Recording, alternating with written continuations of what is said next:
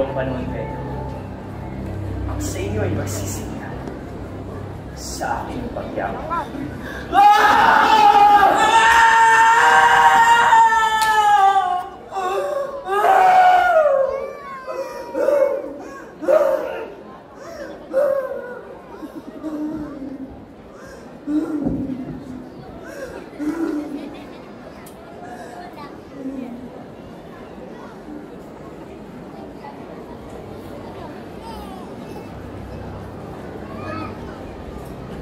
Pedro, bitawan mo na ang iyong hawak.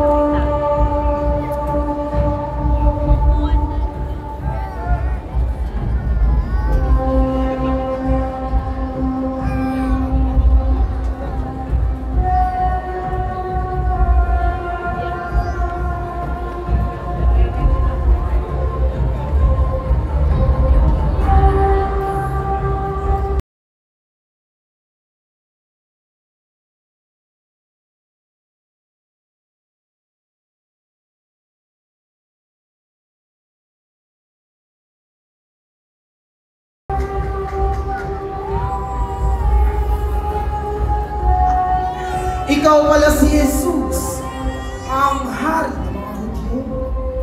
Ngunit kahit sa ang ko tignan, ay wala akong nakikitang tanda ng magiging hari sa iyo. Salamat na at natapit ka na rin. Ngayon ay matatahimik na ang kaharian, Pedro. Alam mo ba na magmula ng dumating ka sa bayan, ay lahat ng mga tao dahil sa mga pagdilang mo. Hayagan akong nagsasalita sa kanya. At lagi akong nagtuturo sa mga sinagoga at sa templo na pinagtitipunan ng mga ulo. Wala akong sinabi ng palihim. Wala kang karapatang sabihin ng ganyan ang sakil, pari.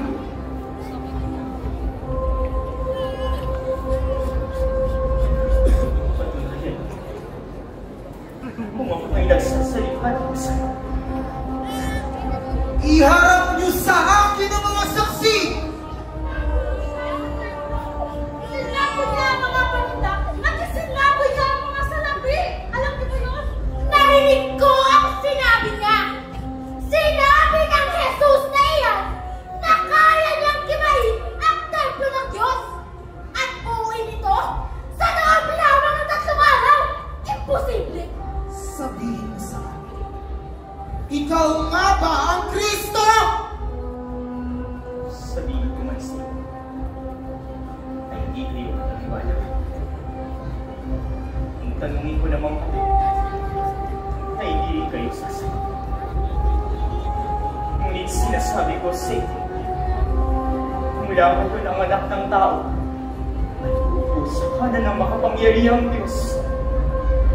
Nais mo bang sabihin, ikaw ang anak ng Diyos? Kawalan! Nilalabastawan mo ang pangalan ng Diyos! At kung kailangan natin sa ibang mga saksi, narinig na natin ito sa sarili ng bibig!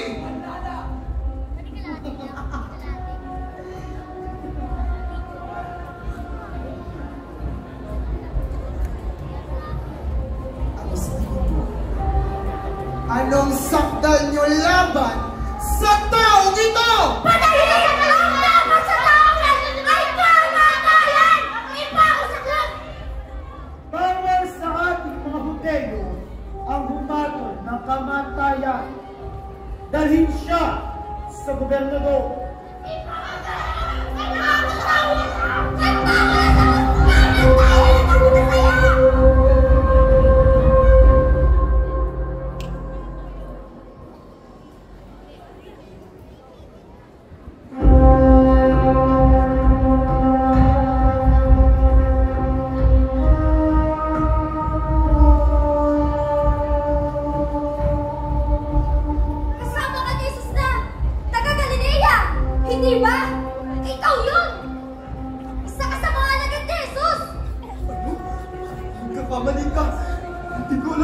sinasabi mo?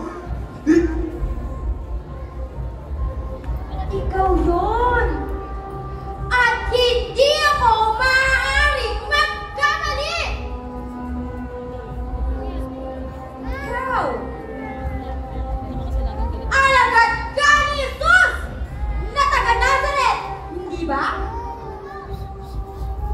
Makinig kayong lahat! Sapagkat ang taong ito'y kasama niya! Ikaw yun! Isinusumpa ko. Hindi ko alam ang sinasabi mo.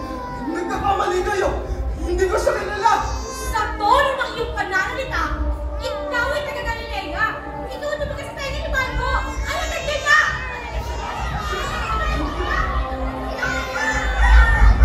Para saan nawa ko ng Diyos? Kung nagsisinungaling ako sa inyo! Hindi ko kilala ang tao yun! Hindi!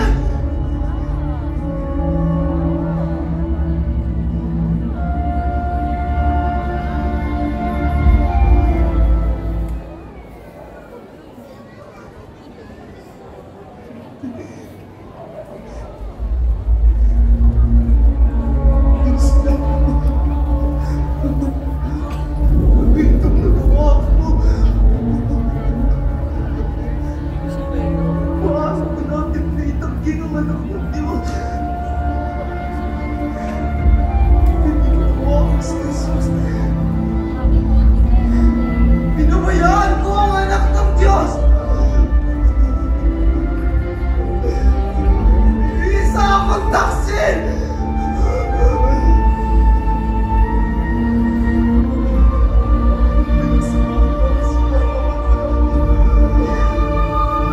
Kinalimutan ko na lamang yung ito ang kadali!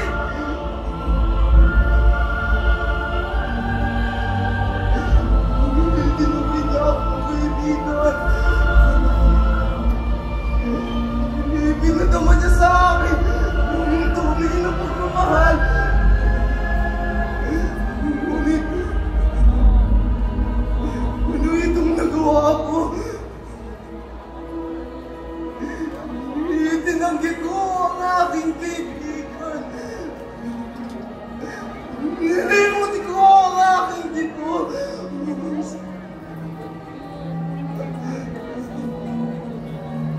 Jesus, Panginoon, Panginoon ko! Tuwarin mo ako.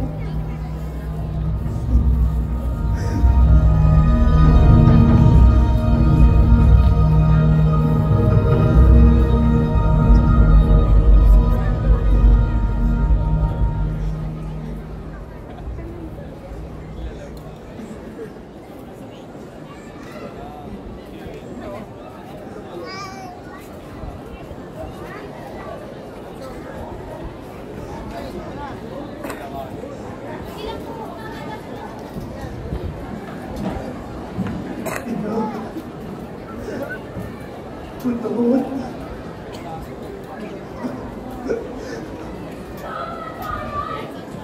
Mga batayan ang dapat ihapon sa kanya ni Gobernador Pilato!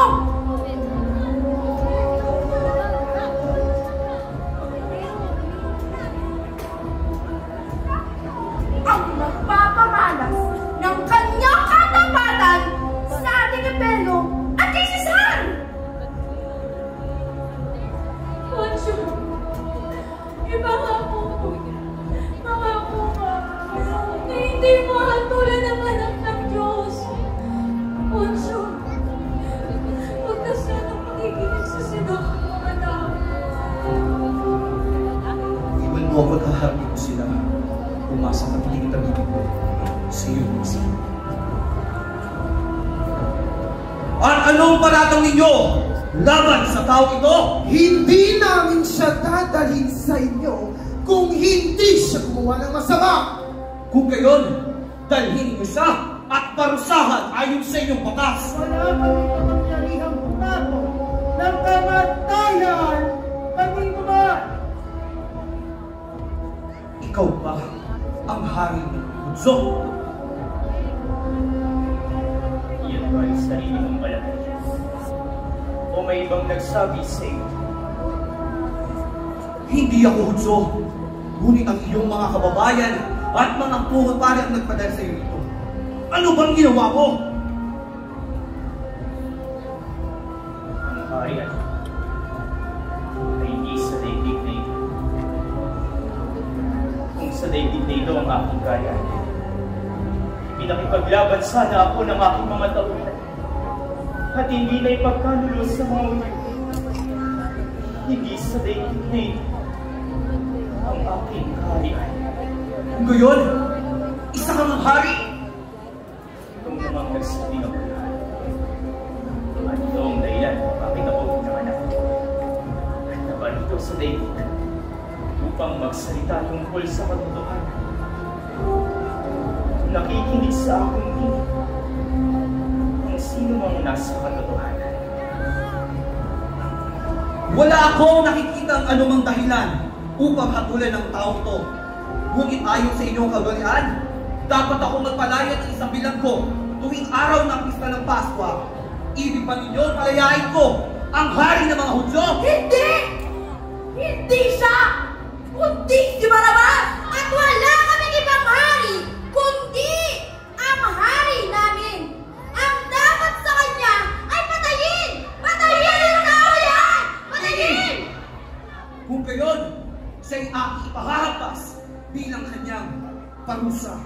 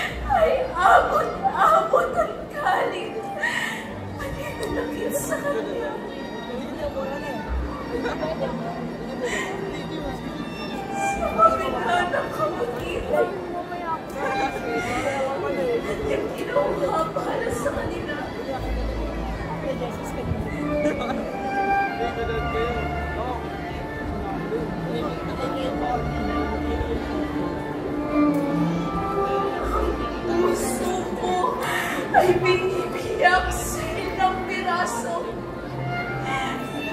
Habang nakikita na tubos ang iyong anak.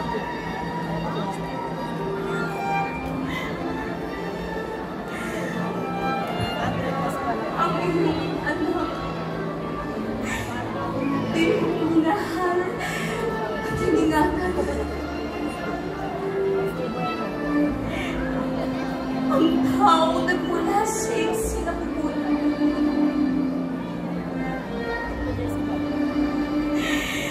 Isang pagkakamali ay wala siyang ginawa, ngunit bakit? Bakit niya ito nararanasan?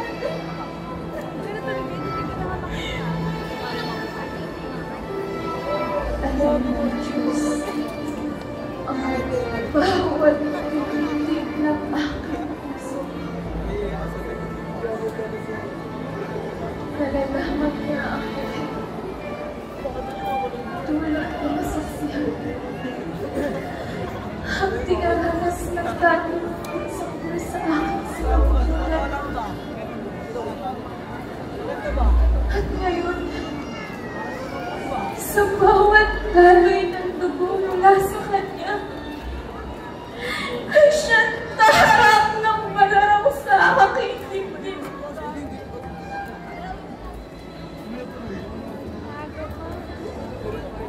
Diyos ko, pagkamanitin pa sa tanim ng sipat at tahanas na dinahanas ng iyong nag-iisang anak. Tuparin mo nawa ang iyong kalooban sapagkat natin kung bahagi mo ng lahat. Ang sakit at paghihirap.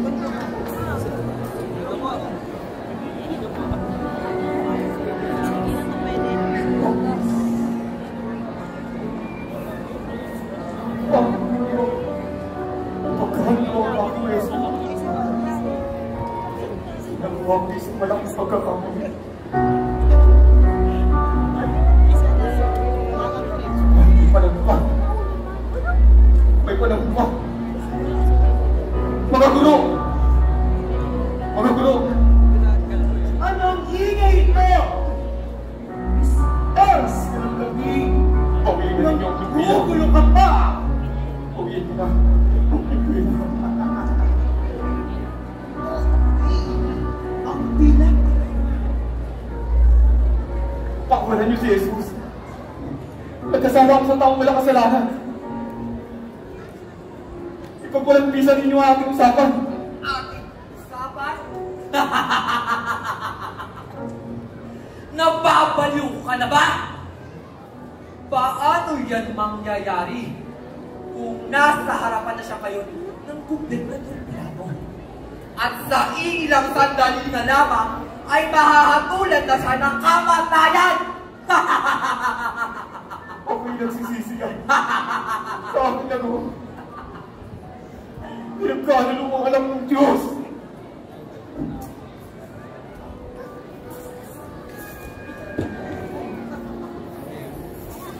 Ito! Sa inyo naman minyo sabi! Ngayon ka magsisisi kung kailan huli na ang lahat. Lumayas ka sa aming paningin! Wala puwerta!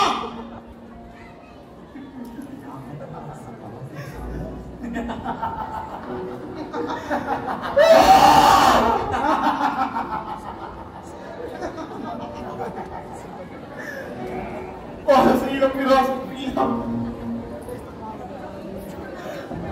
Ipinagpili ko sa Yesu. Ipinagpili ko siya. At gano'n. Narunod siya. At hahatulan ng kamatayan. Ako ang lahat ng dahilan ng ito.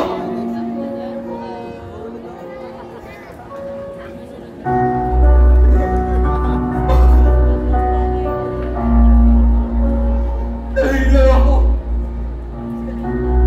Nagulang. Sa pagmamahal na ipinakita mo sa iba.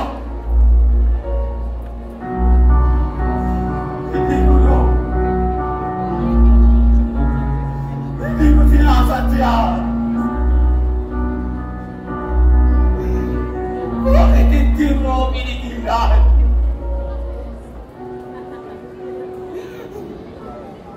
Bakit hindi mo ako pinigilan? Hindi sana nangyari ito. Jesus! Patawad!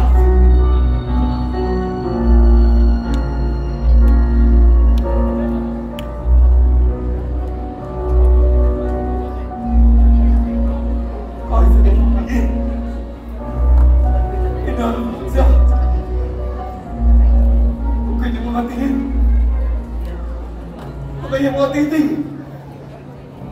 Parang pinapasok ko na ako eh.